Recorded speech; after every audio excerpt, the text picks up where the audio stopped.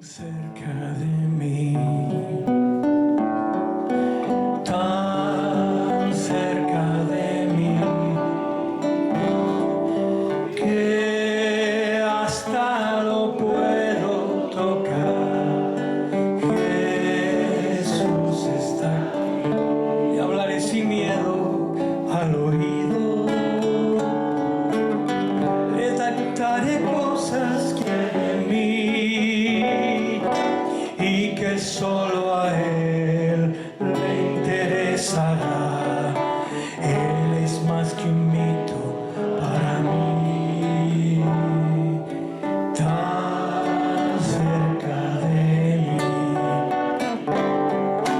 tan cerca de mí, que hasta lo puedo tocar. Jesús está aquí. Mírale a tu lado caminando y paseándose en la multitud. Muchos ciegos van porque no le ven. Saludos, nos encontramos en la Sala Betania del Monasterio La Canal y estoy con Luis Alfredo Díaz Britos. Buenos días. Buenos días. Estamos ahora en este tiempo ya domingos, han ido los hermanos y es el broche de oro a la celebración de armonía del encuentro del 50 aniversario que se lleva a cabo de lo que Dios inició a través de ti con la letra que compones y las canciones en lo que se conoce como el Avivamiento de Burgos. Sí, el avivamiento le ha llamado alguna gente, es una palabra más bien que se usa en los ambientes latinoamericanos sobre todo. Otra gente pues le llamaba pues las comunidades de Burgos, porque comenzó en Burgos, aunque luego se amplió a Cantabria, a Valencia, a otros lugares, a Madrid. Pero sí estamos celebrando 50 años de que comenzó toda aquella movida, donde gente joven se acercó a la fe y ese acercamiento a Dios pues provocó vida comunitaria, centros de rehabilitación, de acogida de personas necesitadas. Entonces, una experiencia muy rica y muy especial. Estamos celebrando justamente estos 50 años desde que comenzó todo aquello. ¿Cómo te sientes con este reencuentro? Porque hay personas, hermanos, que hace muchos años que no veías. Sí, muy contento, muy satisfecho, muy enriquecido por todo lo que pasó. Porque, para empezar, no nos habíamos dado cuenta de que estábamos en el 50 aniversario hasta que hace unos meses con unos amigos conversando y dice, pero vamos a ver, mira, echamos cuentas y tal, y dice, hombre, pero es que estamos en el 50 aniversario, entonces dije, pues esto amerita que tengamos una reunión, un encuentro entre varios amigos, vamos a invitar abiertamente a que quiera venir de los que vivieron aquella experiencia. Y pensamos, serán unas 20-25 personas a las que llegaremos, ¿no?, a través de las redes hoy en día, porque con muchas personas pues a veces no se ha seguido los contactos.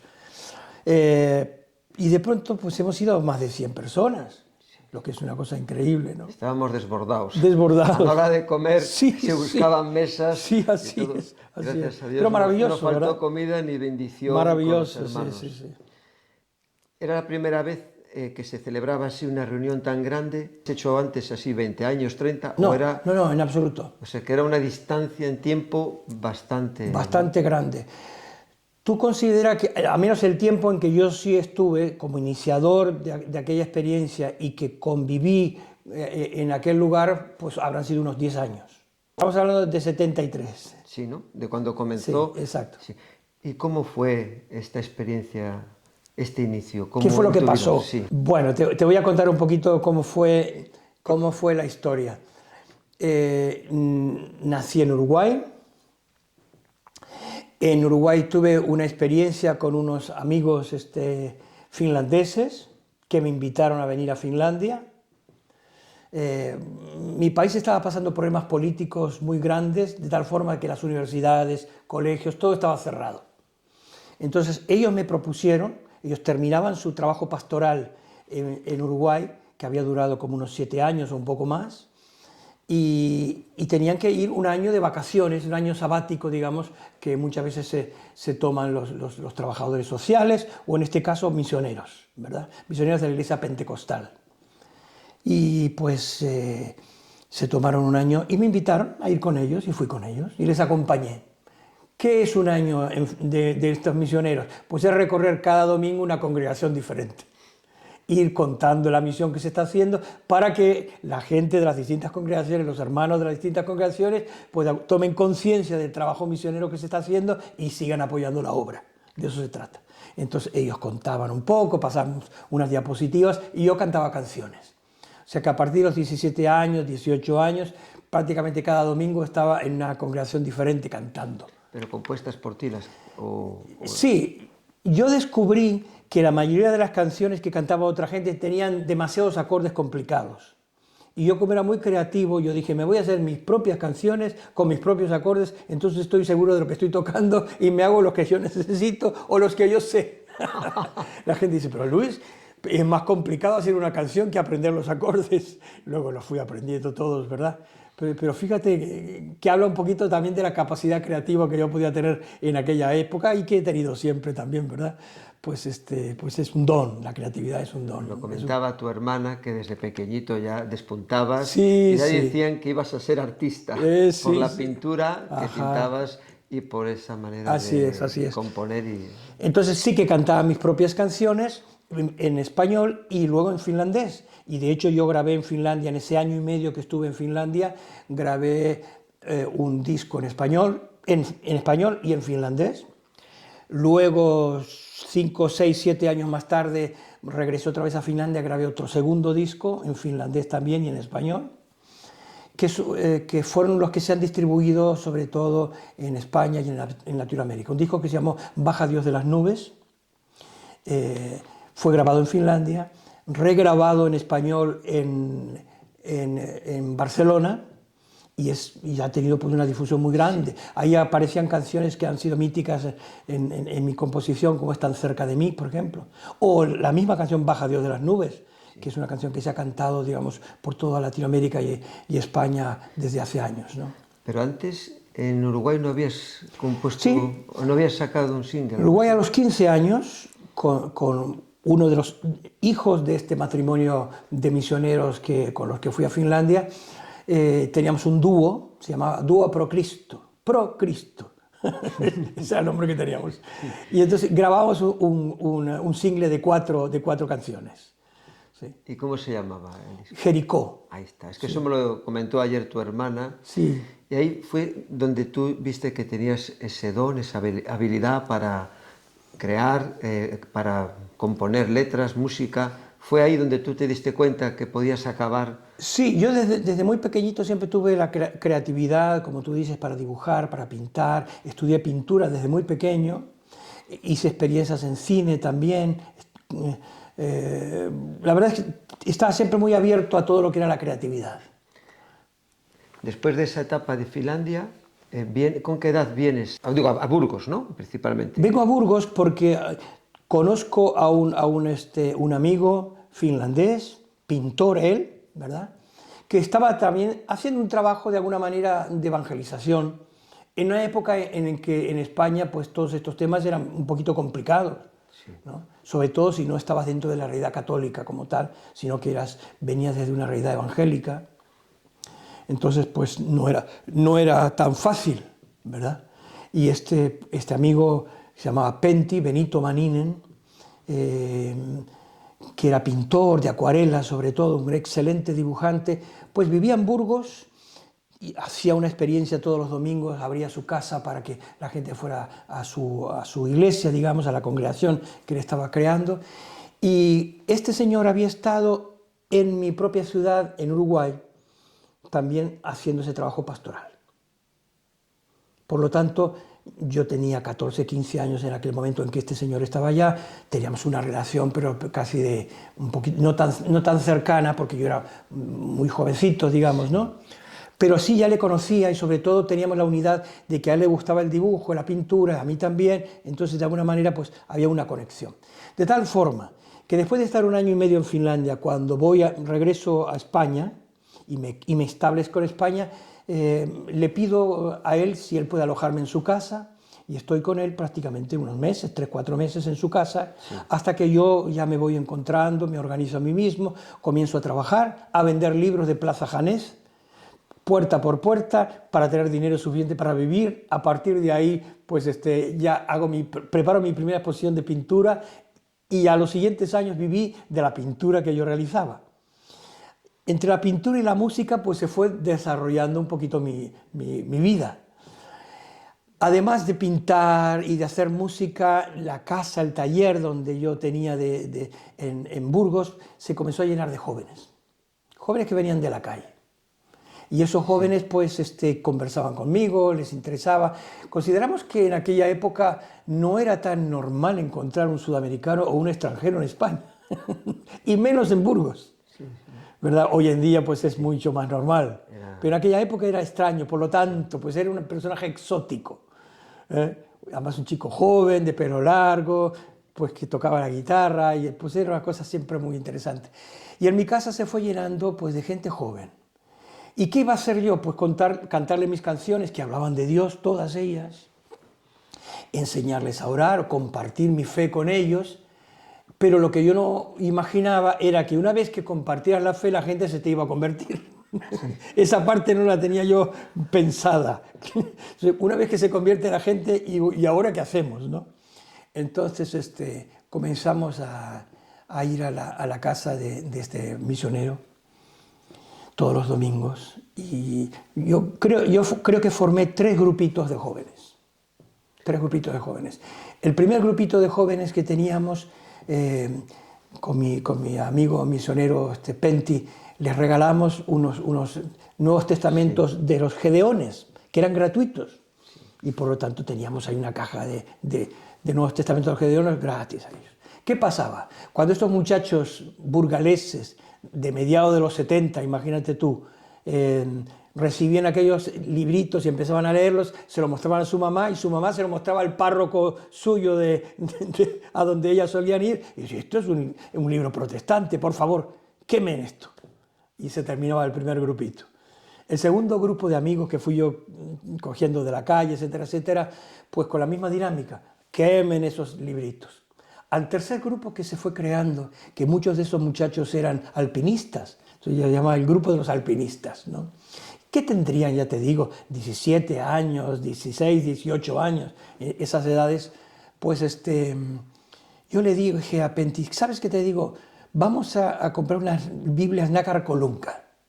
Son caras, me dice, son caras. Digo, pues sí, son mucho más caras que los gratis de los Gedeones. Pero te aseguro que el párroco no le va a decir que la queme. Y así fue. Cuando le llevaron la Biblia a Nácar Colunga, las madres respectivas del tercer grupito, dijeron, el párroco dijo, pues, señora, su hijo está leyendo una Biblia. Muy bien que lea la Biblia, le parecía muy bien. Y así fue como comenzó el grupo. A partir de ese momento, pues prácticamente todos los fines de semana, ya no nos reuníamos en la casa del pastor. Yo le dije, ¿sabes qué te digo? Para quitar toda duda de que si están en algún ambiente extraño, en algún culto satánico, yo qué sé qué cosa pensaban que era lo que se iba a realizar ahí, un rito sadomasoquista, yo qué sé qué pensaban que se estaría haciendo ahí, ¿no? Porque repito, para mediados de los 70 las relaciones interconfesionales tampoco eran tan normales, ¿verdad? Dijimos, vamos a hacerlo en mi casa. En el taller de pintura que yo tenía, un chalet, donde convivía con algunos otros amigos que también con que hacíamos una pequeña vida comunitaria.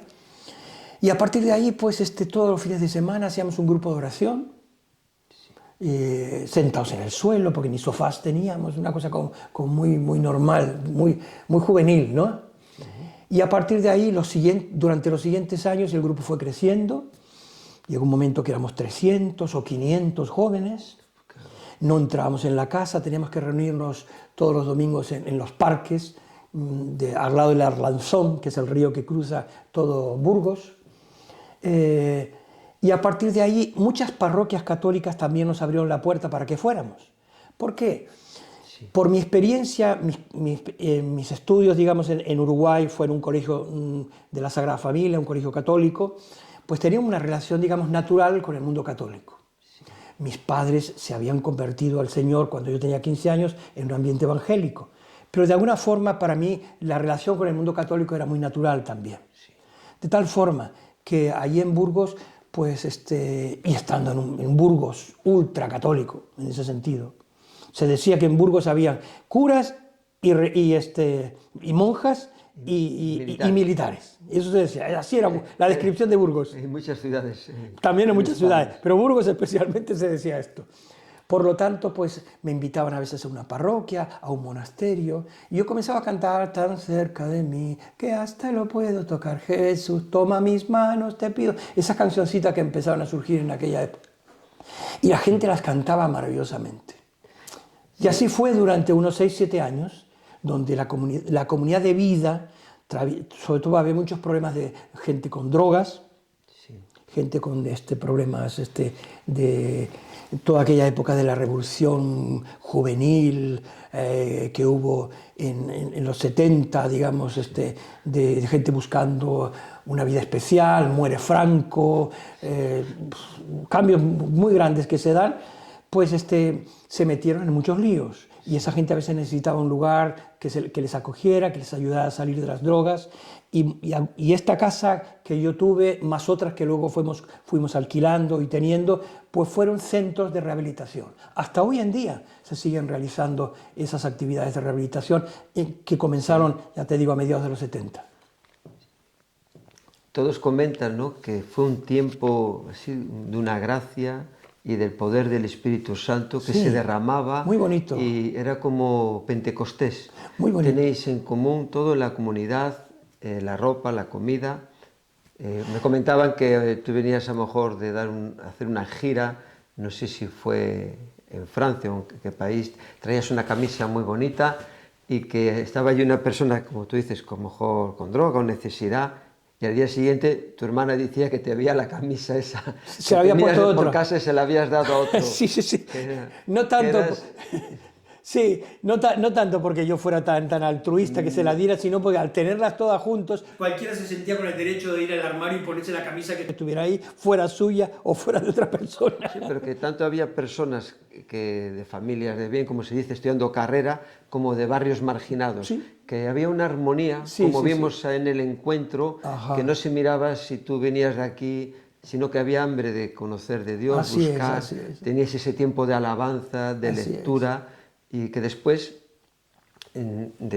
como tú me contabas esta mañana en el desayuno, esto terminó en diferentes realidades, el mundo católico. Sí, te cuento un poquito qué fue lo que pasó y por qué pasó esto. Mi análisis visto después de 50 años, ¿verdad? Sí. Yo recuerdo que se acercaban a nuestra casa sacerdotes, religiosos y muchos pastores, amigos nuestros evangélicos, que estaban interesados en ver cómo era posible que de pronto había una movida tan grande de gente joven, cuando a lo mejor en el resto de las iglesias evangélicas por toda España no las habían tanto, ¿verdad? Entonces, ¿cómo está pasando esto? Y yo simplemente les decía, pues mira, pues porque tampoco realizamos un culto al uso. O sea, la gente no entraba ahí dentro de un lugar donde se sentía que estaba en un templo de no sé qué, sino que era una casa de jóvenes que estaban ahí pues tocando sus canciones y tal. Llegaba un momento donde a lo mejor se leía la palabra de Dios, se compartía, cada cual hablaba y tal, pero no era un formato de templo al uso. Yo creo que eso fue un elemento muy importante. Considera también que en ese momento estaba surgiendo en el mundo entero todo lo que fue la revolución de Jesús, la Jesus People que se llamó, ¿no? Los hippies de Jesús que se convertían en California, en Inglaterra, en distintos lugares. Había toda una movida, digamos, un derramamiento del Espíritu Santo, por eso alguna gente le llama el avivamiento de Burgos, ¿verdad? había una especie de gran revolución donde la gente joven, cansada de las drogas, cansada de una vida a veces sin objetivos claros y decepcionada de las religiones, decepcionada de la política, de la sociedad de consumo, digamos, se encontraban con el Evangelio, se encontraban con un Jesús natural y vivo, se encontraban con unos formatos de alabanza contemporáneos que les eran más propios de los jóvenes, y así comenzaba su vida espiritual, que era una cosa muy bonita. Considera que en aquella época muchísima gente se iba a la India en plan de misticismos y para buscar también sentido profundo de la vida. Por lo tanto, fue una época muy especial. El punto está que muchos pastores, como te digo, venían y nos daban charlas, conferencias, nosotros invitamos también a sacerdotes, etcétera, etcétera. Por lo tanto, había una especie de sincretismo. No queríamos definirnos como somos de tal denominación, de tal grupo concreto, sino que era un lugar abierto donde la gente se encontraba con Dios. Y queríamos eso. Lo que no queríamos es decir somos tal organización, porque no lo éramos, porque había surgido tan naturalmente y queríamos que siguiera así. Siguiera así hasta que nos animaron, tanto de un lado como del otro, a que no fuera así. Yo recuerdo que uno de los viajes que hice en aquella época fue a Tessé, al monasterio de Tessé, que es una comunidad en Francia, de católicos y protestantes conviviendo juntos, una experiencia muy, muy bonita, con una música, por cierto, también muy interesante, la música de Tessé, que es una música oracional, muy seria, con mucho contenido, muy bonita, y que ha impactado también a pues, toda la cristiandad en general, ¿no? Y recuerdo haber estado hablando con el hermano Royer. Hermano Royer, que su padre era evangélico y su madre era católica, o sea que él ya vivió en su propia familia esa realidad de convivencia como tal. Y le conté lo que estaba pasando con nosotros en Burgos, le conté el deseo mío de tener un ambiente de convivencia entre hermanos, a lo mejor de distintas experiencias espirituales y tal. Y me dijo el hermano Royer, dice, Luis, se necesitan puentes. Y en España se necesitan puentes. Pero que sepas una cosa, Luis, que si tú eres puente, ¿quieres ser puente? Me dijo en su español afrancesado, ¿quieres ser puente? Y yo le dije, pues sí, yo quiero ser puente, utópicamente, un chavalito que tendría, imagínate, 26 años en aquella época, por ahí. Y dice, pero que sepas que te van a pisar de los dos lados del puente. Los que vayan aquí y los que vengan del otro lado, de los dos lados te van a pisar. Y eso pasó. Para sintetizarte un poquito, tal vez el final de mi experiencia ahí, que como digo duró 7, 8 años, ¿no? Y luego todo eso ha continuado hasta el día de hoy, ¿verdad? Sí. Pero ¿cómo terminó toda aquella experiencia? Yo recuerdo que hubieron 2 momentos importantes. Uno, una reunión con el arzobispo de Burgos, que nos llamó preocupados porque algunos padres de los chicos decían, estos hijos, a ver en dónde se han metido. Algunos de ellos incluso querían y venían a vivir con nosotros en la comunidad de vida, eran mayores de edad, pero los padres decían, ¿dónde se han metido? Era una época también de muchas comunas, hippies, experiencias de ese tipo también que se daban. Entonces, por lo tanto, estaban diciendo, ¿dónde se habrán metido? Sí. Y el obispo nos dijo, tenéis que definiros como católicos, etcétera, etcétera, y no podía entender lo que estábamos haciendo. El obispo, sin duda, es una persona muy bien intencionada, pero la experiencia que estábamos teniendo no la podía entender, no pudo entenderla, ¿no? Y recuerdo que él escribió en el periódico, en una declaración, las llamadas comunidades cristianas no son católicas, ¿verdad? Y eso impactó a muchos padres que intentaron prohibirle a sus hijos seguir con nosotros, viniendo a las reuniones como tal. O sea, eso pasó desde el punto de vista católico. Y desde el punto de vista evangélico, recuerdo una reunión de unos 40, 50 pastores, la mayoría de ellos eran pentecostales o carismáticos evangélicos, sí, que me pidieron que fuera a dar un testimonio de lo que estaba pasando en Burgos. Luis, cuéntanos. ¿Cómo es posible que tú tienes 300, 400, 500 jóvenes y nosotros no tenemos tantos? ¿De dónde? ¿Qué es lo que está pasando? Y les expliqué, bueno, no tenemos unos formatos formalistas, nuestra actitud es más bien abierta, aquí no es un culto, no hay unos bancos detrás del otro, no hay un púlpito ahí delante, no hay un órgano sonando, lo que fuera. Son unos jóvenes tocando la guitarra, como está pasando en el resto del mundo con toda esta movida carismática que hay y con la movida de los Jesus People que te decía. Es una cosa que no está ni organizada ni programada, sino que el Espíritu Santo está suscitando en el mundo entero y a nosotros nos ha tocado aquí. Así que fue así. Y me dijeron, no, Luis, pero ¿cómo lo haces? Y yo les dije tres cosas a estos pastores. Les dije, primero, pon una Biblia a un católico en sus manos. Ponle la Biblia a un católico en sus manos. Porque me dijeron, ¿cómo lo haces tú? Así, ponle la Biblia a un católico en sus manos. Es decir, que conozca la palabra de Dios.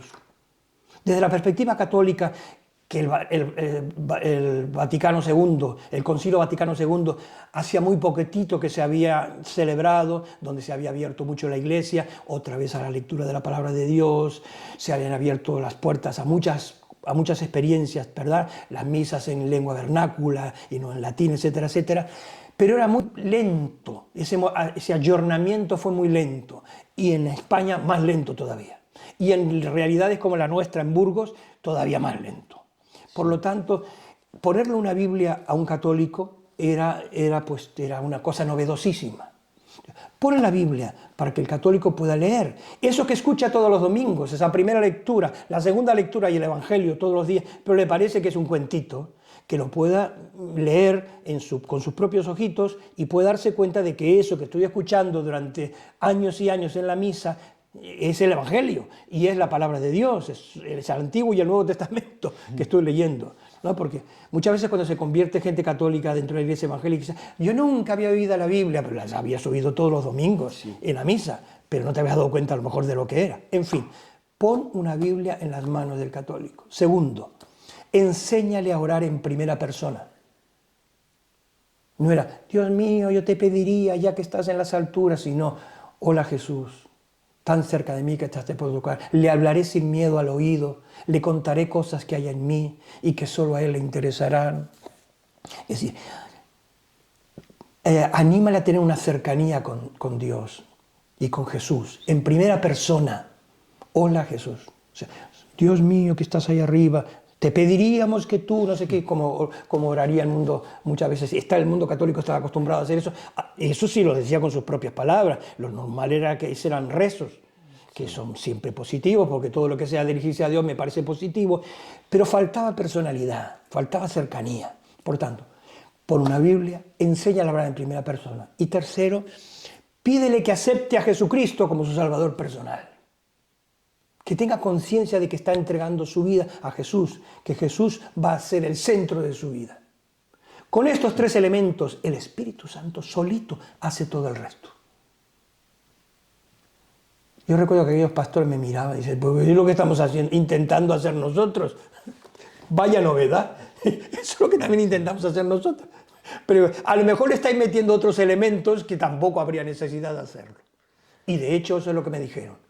Mira Luis, el Señor te ha bendecido, sin duda, pero a lo mejor te has enorgullecido.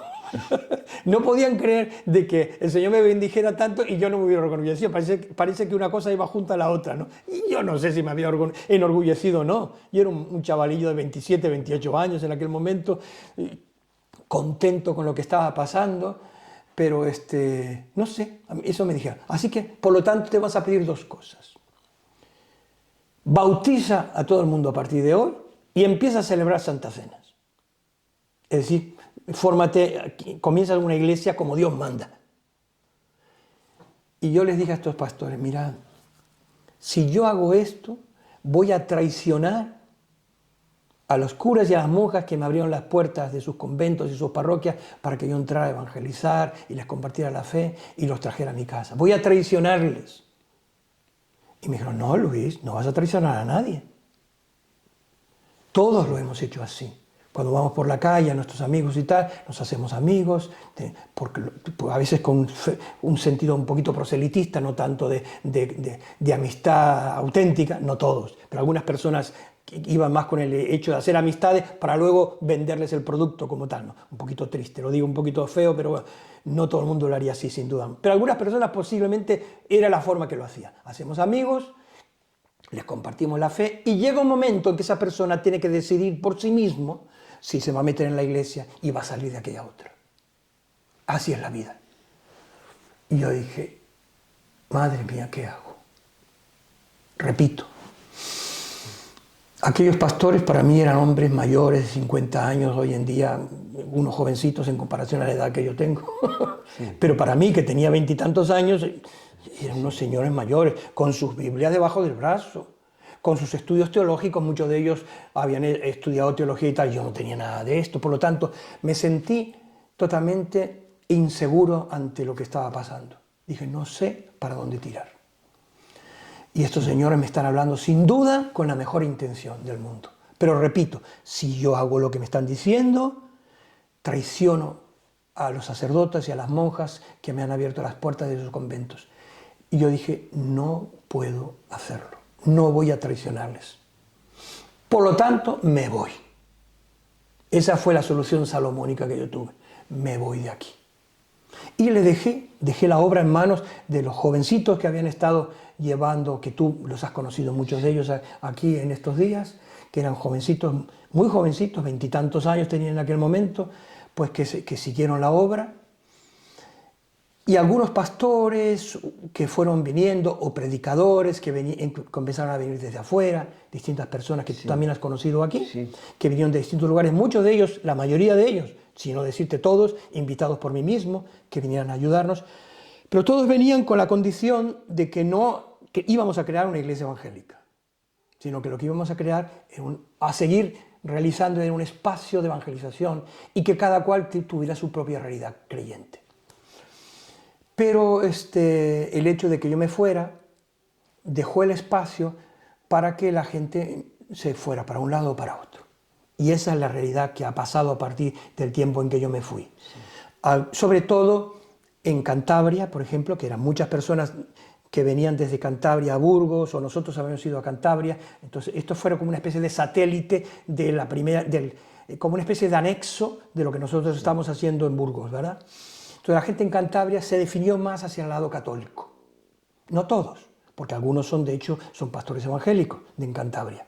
Sí, pero la mayoría se definió más hacia el lado católico. De hecho, algunos de aquellos jóvenes entraron al seminario y hoy en día son sacerdotes, que los has visto tú y los has conocido aquí mismo. Aquí mismo en este monasterio, Gelo, por ejemplo, es el responsable de este monasterio, y a la vez es un sacerdote y que comenzó en aquella época. Bueno, como él, pues Antonio, también otro sacerdote que habrás visto, bueno, muchos otros sacerdotes fueron así. Mientras que en Burgos hubieron más pastores, o sea, la gente se hizo más evangélica, porque ahí teníamos más contacto con una iglesia evangélica que había allí lograr.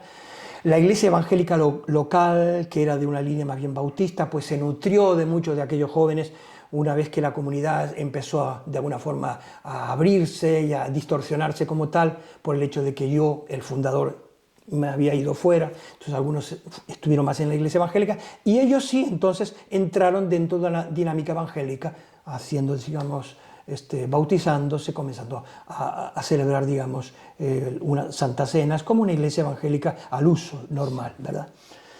Y yo me fui a América Latina y estuve viviendo y trabajando y seguí evangelizando por América Latina. Volví alguna vez por aquí y me fui a vivir a Barcelona. 20 años he estado en Barcelona viviendo, pero dedicándome a la música y al arte. Yo dije, yo no soy ni un predicador, ni soy la Madre Teresa de Calcuta. Yo soy un artista, un creativo, he tenido la suerte o la mala suerte de haber evangelizado a la gente y que la gente se lo creyera y se convirtiera, y eso me ha creado un problema. Ahora, ¿qué hacemos con la gente, verdad? Y siguiente paso es, pues, los metemos en esta estructura o en esta otra estructura, o los dejamos en el aire y que cada cual haga lo que le parezca, ¿verdad? He vivido esa experiencia, por lo tanto, yo estuve 20 años en Barcelona trabajando otra vez más en el arte, en la pintura, en la producción musical, viajando mucho por el mundo, haciendo conciertos, etcétera, etcétera, y viniendo de vez en cuando a Burgos, pero ya me distancié. Sí. Me distancié de la realidad. ¿Qué ha pasado durante estos 30, 40 años después de mi experiencia en Burgos como tal, pues que muchas congregaciones surgieron, distintas iglesias, no siempre en armonía unas con otras, porque a veces, como tú sabes, los grupos van surgiendo y a veces se rompen siempre por algún conflicto teológico o de personalidades, ¿verdad?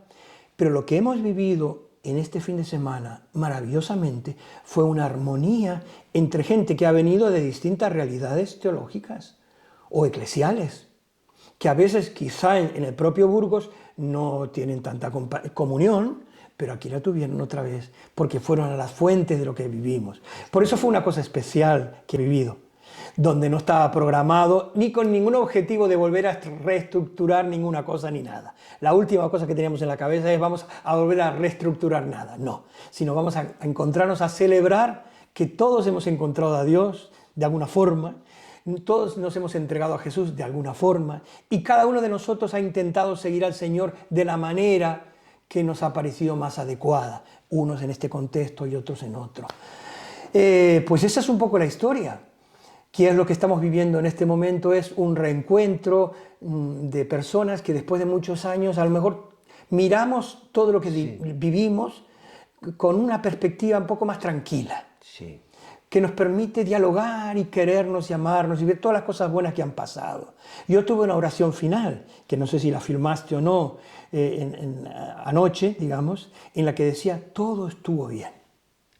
Dije, esa fue mi oración. Yo siento de Dios decirles que todo estuvo bien. Y todo lo que se hizo y todos los intentos que se hizo de crear caminos comunitarios, experiencias, abrir, canalizar las cosas a través de una iglesia o a través de otra, o entrar en un seminario y ser sacerdote, todos los intentos fueron positivos y bien intencionados. Y si alguien no lo hizo en buena ley, sino con otros intereses proselitistas, de aprovechamiento de lo que fuera, pues que le pida perdón a Dios, porque Dios sin duda va a utilizar todo lo que ha pasado para bien. Y esa es mi reflexión final. Eso me da una paz y una alegría. Te aseguro que eso no fue durante los siguientes años después de que yo me fuera. Yo creo que pasé 25 años muy malos. Por ejemplo. Comentaba tu hermana ayer que tuviste un tiempo... Yo te diría unos 20, 25 años donde cada vez viviendo allá afuera, viviendo en Barcelona, 20 años que viví, luego viniendo a Asturias, yo tuve otra experiencia comunitaria años después en Asturias, pero eso es otra historia para otra grabación. Y viniendo a Santander, donde al casarme con Montserrat en Barcelona y viviendo en Barcelona, pero los padres de Montserrat vivían aquí, aunque eran catalanes, vivían en Cantabria. Entonces, cada vez que yo tenía que pasar por Burgos, yo no podía abrir mis ojos.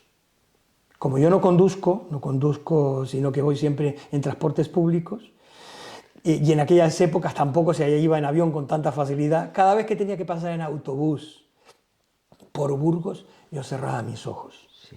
Yo he estado 25 años pasando por el interior de Burgos con los ojos cerrados. ¿Por qué? Porque no podía abrir los ojos y ver aquella ciudad a la que yo había amado, querido, y con el temor de que de pronto apareciera alguna de aquellas personas con las que yo he estado conviviendo y viviendo y lo viera allí de pronto, porque mi corazón estaba roto. O sea que intenté quitarme de mi corazón todo prejuicio y todo remordimiento o toda, ¿cómo diríamos? Todo... raíz de amargura. Raíz de amargura hacia cualquier persona, porque aquel me hizo aquello, porque aquel cambió lo que yo había imaginado y hizo otra cosa distinta a la que yo había pensado. Intenté quitármelo, pero llevó tiempo. Sí. Esas cosas no pasan. Las heridas del corazón son las que más duelen y más tardan en cicatrizar. Exactamente, no es de un día para otro. Por lo tanto, yo pasaba 25 años cada vez que pasaba por Burgos con los ojos cerrados. Con la mala suerte que a veces el autobús se detenía en la estación de autobuses y estaba ahí 15 minutos o 20 minutos para que la gente fuera al baño. Yo ni me atrevía a abrir los ojos y bajar, me quedaba en el baño, aunque tuviera ganas de ir al baño. Me quedaba sentado en el autobús con los ojos cerrados hasta que pasábamos la ciudad. Y cuando yo oía que ya habíamos pasado la ciudad y estábamos en el campo otra vez, abría los ojos.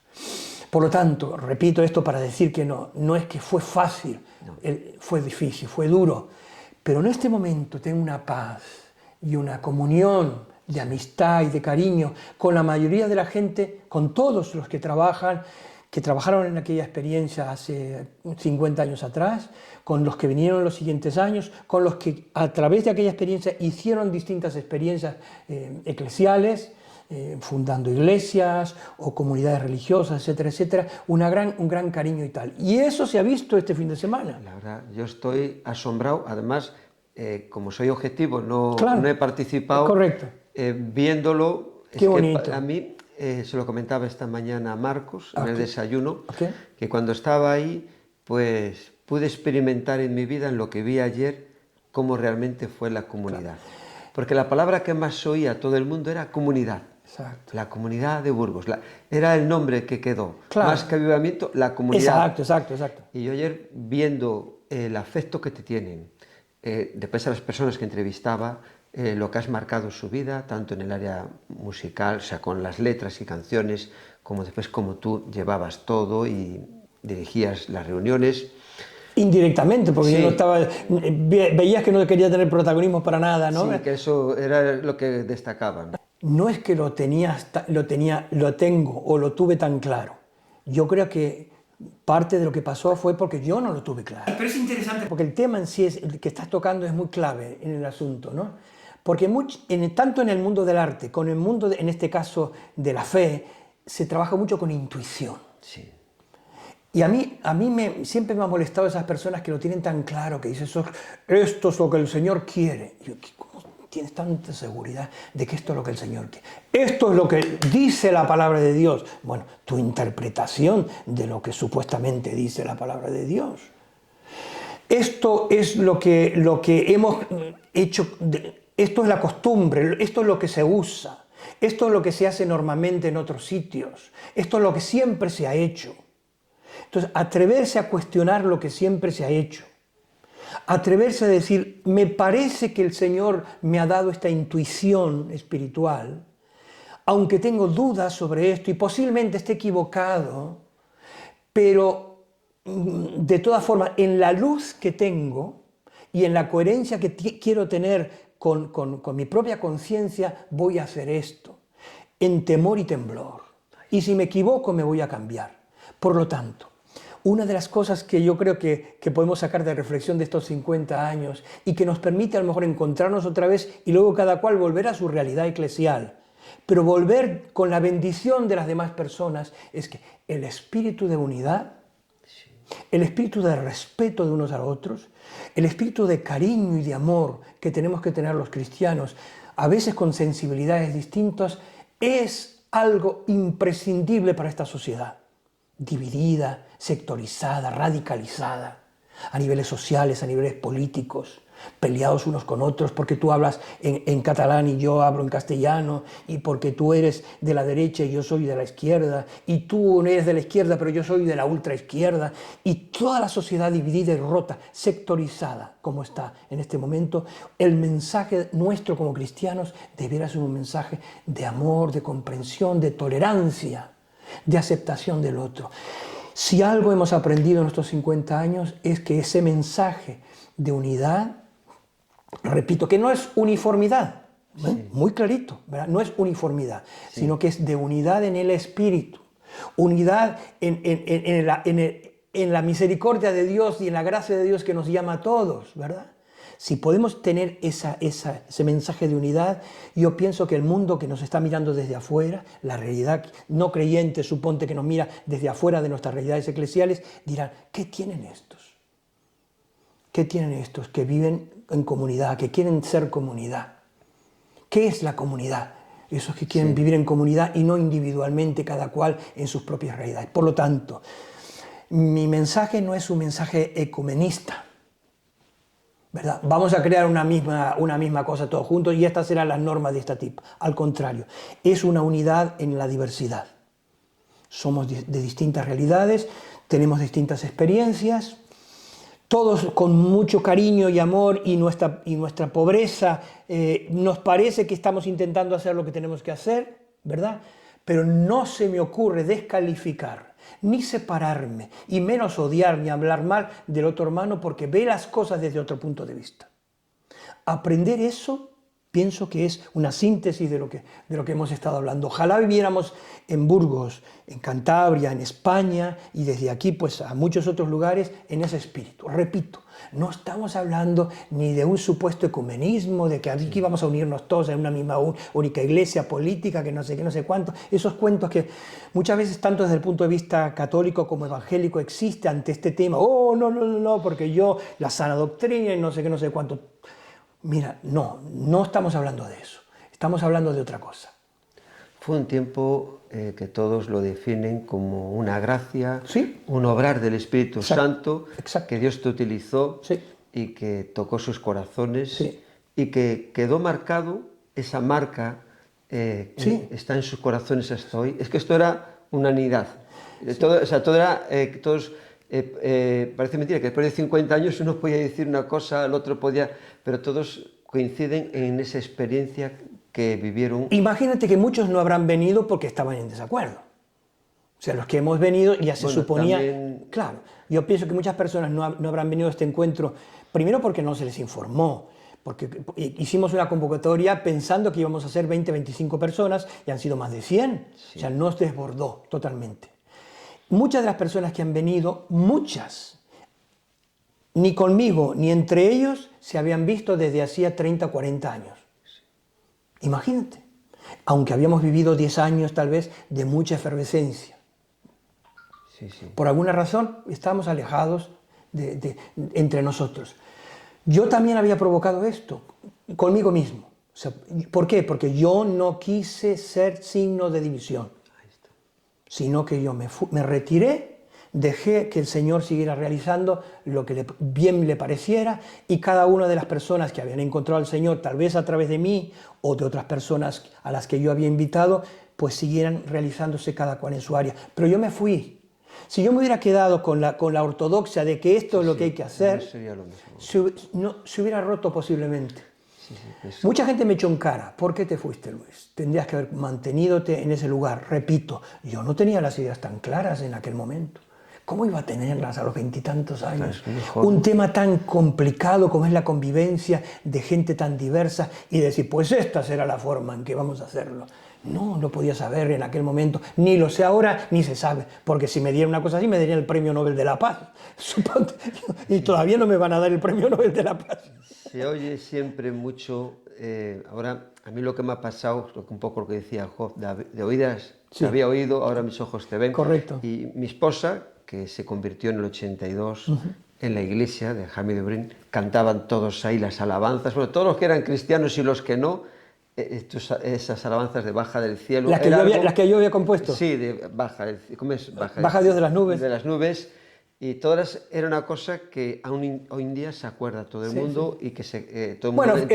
era la moda de aquel momento. No, pero que porque marcó una época y quedó ahí. Porque pasaron de los himnos tradicionales a las nuevas cancioncitas que comenzaron a componerse. Yo tuve la suerte de estar en ese momento componiendo el nuevo himnario, digamos. Pero, ¿no? Pero sí, pero tuviste ese privilegio porque siempre hay un iniciador en todas las cosas. Correcto. Y fuiste en esa época el que empezó. Después vinieron Marcos Witt, ¿no? Exacto, vinieron Marco Vidal, Miguel Casina, pero tú fuiste el iniciador, sí, incluso me comentaban ayer, de introducir en la Iglesia Católica el bajo, instrumentos que en esos momentos ahí eran impensables. Entonces, y en el mundo evangélico igual. Por eso, fuiste tanto para un lado como para el otro como un visionario, ¿no? Claro, que el Señor por el hecho de haber vivido en el mundo evangélico en Latinoamérica, haber conocido la realidad de Finlandia y luego establecerme aquí y volver otra vez a la realidad católica aquí, pero venía con la impronta de mi experiencia dentro del mundo evangélico, yo ya estaba viendo la cosa en estéreo. O sea, yo ya veía la iglesia en estéreo, a nivel tanto católico como evangélico. Claro. Y me permitió eso, pues tener un diálogo con ambas partes. Pero eso es una aptitud. Sí. O sea, tú puedes decir, pues sí, yo he conocido esto, pero yo me olvidé de este mundo y ahora me concentro en mi realidad, que es donde está aquí la sana doctrina y donde desde aquí voy a construir algo yo sólidamente en esta punta. Resulta que algunas personas tuvimos la capacidad, el desafío, yo qué sé qué, como para decir, bueno, voy a ser quien soy, pero con mi corazón abierto al diálogo y a la cooperación. Tú imagínate la necesidad que hay en esta sociedad de trabajos de ayuda social y humanitaria, donde todos los cristianos de distintos calañas y tipos debiéramos estar tomados de la mano ayudando para dar de comer a los necesitados. Yo últimamente que he estado haciendo experiencias en África también, ayudando a países con unas problemáticas muy grandes. Ahí nadie te pregunta que si eres católico, evangélico, luterano, metodista o anglicano, ¿verdad? Eres un creyente que vienes a ayudar, me da la mano. Incluso si no eres creyente, sino que eres una persona bien intencionada, de buena voluntad, que vienes a ayudar, bienvenido también sea. Por lo tanto, esa experiencia tuve yo, mi música ha servido tanto a católicos como evangélicos, porque también yo he continuado mi relación con el mundo católico y evangélico a la vez. Dios te inspiró para esas letras, porque ayer... Que pudieran servir también para ambos. Sí, porque sí, claro. Hay muchas personas que componen música y se queda ahí. No, claro. Pero fue un tiempo donde en España también se pasaba de una dictadura a una democracia, Correcto. un tiempo de transición. Ajá. O sea, estuviste en el momento oportuno, se dieron una serie de factores que con la ayuda del Espíritu Santo y esa gracia de Dios que derramó, se pudo encender ahí un fuego, un avivamiento en Burgos. Había un grupo en aquella época que se llamaba Harcha, creo, que cantaba una canción que decía libertad, libertad, sin ira, libertad. Sí. Y esa canción hablaba de querer también hermanar a la gente de los distintos casos.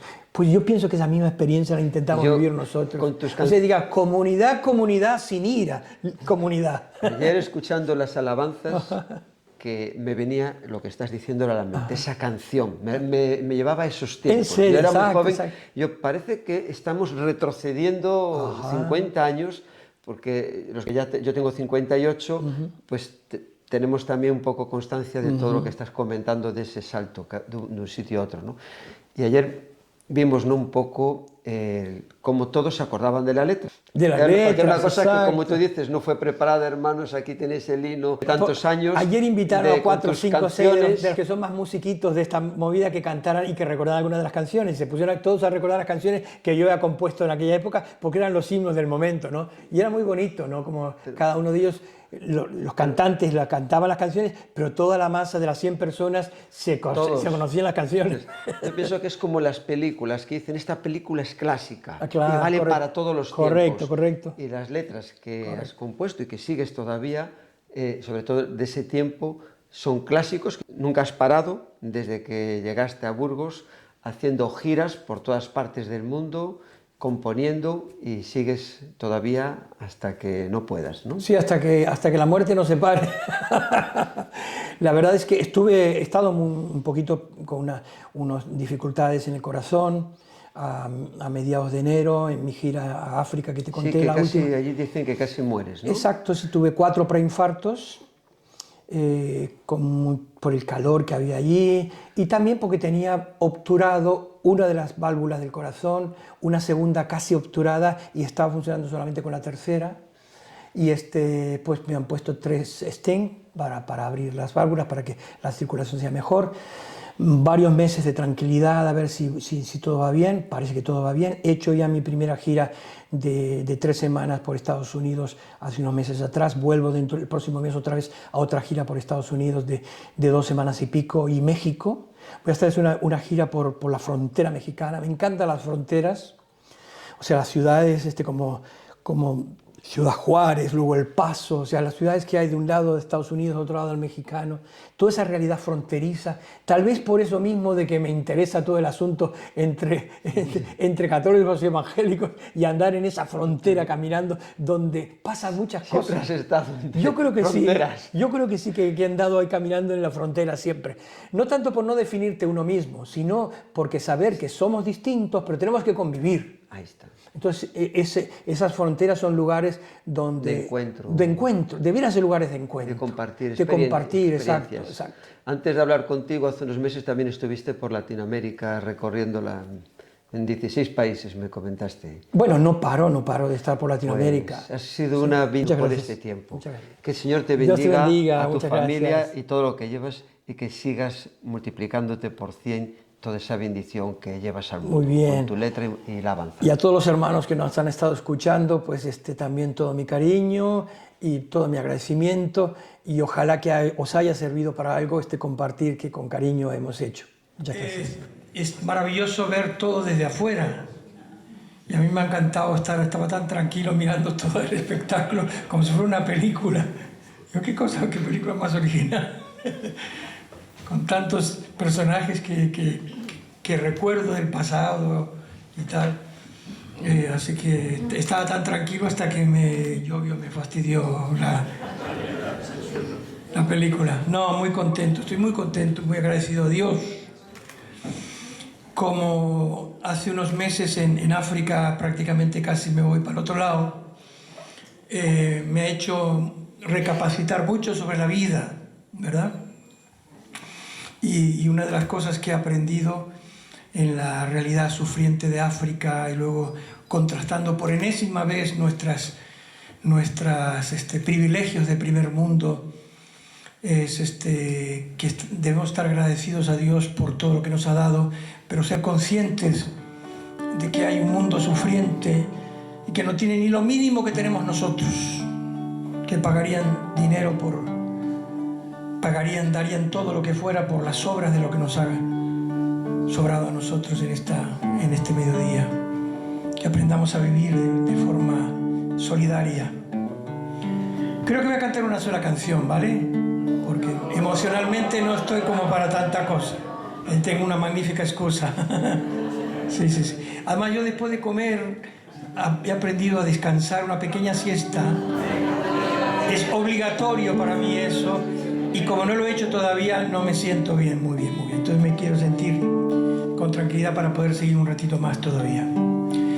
Me preguntaba, Monse, ¿qué vas a cantar? Digo, no lo sé. Bueno, como me han cantado muchas de las canciones que compusimos en aquella época, creo que recuerdo la canción por la que la gente me identifica más en el mundo entero, que la compuse en lo que era mi taller de pintura, en el primer piso de Mateo Cerezo, y recuerdo todo el mundo sentado en el suelo, aquellas oraciones que teníamos los domingos, y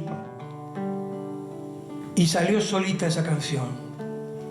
Esa canción nació solita, y a partir de ahí pues luego la fuimos cantando más veces, y se ha cantado en tantas partes del mundo con idiomas distintos y tal. Y simboliza un poquito mucho de lo que aportamos como comunidades cristianas, que es la cercanía del Señor. Tan cerca de mí, tan cerca de mí, que hasta lo puedo tocar. Jesús está aquí, y hablaré sin miedo al oído. Detectaré cosas que en mí, y que solo a Él le interesará. Él es más que un mito para mí. Tan cerca de mí, tan cerca de mí, que hasta lo puedo tocar. Jesús está aquí.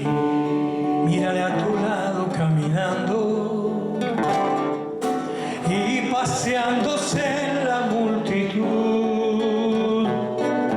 Muchos ciegos van porque no ven, ciegos de ceguera espiritual. Cuando canto esta canción por todo el mundo, como hay muchísimas versiones que se han hecho de la canción, siempre tengo que andar discutiendo y peleando. Eso no es por ahí, es por el otro lado. Esa cosita no es así. Pero vosotros lo cantáis perfectamente como era. Perfectamente. Vosotros sí la sabéis. Dale un abrazo al que está al lado, pasa el brazo por encima, vamos a ponernos todos en una gran cadena de oración. Tan cerca de mí, tan cerca de mí, que hasta lo puedo tocar, que hasta lo puedo tocar. Jesús está. Nos ponemos de pie y le damos un beso y un abrazo al hermano. Tan cerca de mí, tan cerca de mí, que hasta lo puedo tocar, que hasta lo puedo tocar. Jesús está aquí. Te amo con el amor del Señor. Te amo con el amor del Señor. Una canción de Toño. Sí, te amo con el amor del Señor. Porque en ti puedo ver, porque en ti puedo ver la belleza de mi Rey. Te amo con el amor del Señor. Una vez más, te amo con el amor del Señor. Te amo con el amor del Señor. Sí, te amo con el amor del Señor. Porque en ti puedo ver, porque en ti puedo ver la belleza de mi Rey. Te amo con el amor del Señor. Gracias, papá. Gracias, papá, por esa vida,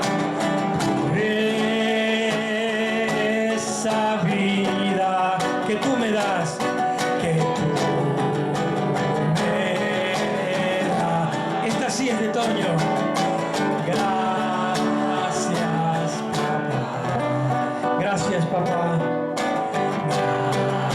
Gracias, papá, por esa vida, por esta vida que tú me das. Un abrazo grande, gracias, adiós, adiós.